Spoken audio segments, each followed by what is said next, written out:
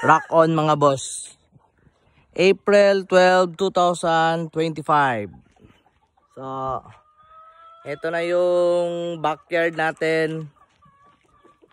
Laki na. Tapos, marami na din tayong pasisiw. Marami na tayong na-produce. Ang problema natin ngayon mga boss, yung pagbenta. Hirap tayo magbenta, no? So, yan yung gagawa natin ng paraan. Magbenta. Para makarami tayo ng benta. Kasi, problema natin dati, paano mag-produce ng sisiw. Meron na tayong mga sisiw dito. Ito. So, marami na tayong sisiw. Yung problema naman natin yung sailing.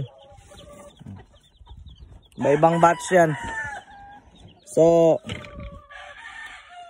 sana next month makarami tayo ng benta. Tapos, breeding tayo ng marami. So, good luck. Good luck. Good luck.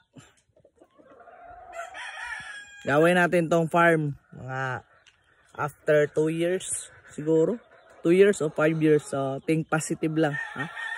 Sana makabenta tayo ng marami. Let's go! God bless. God bless sa lahat.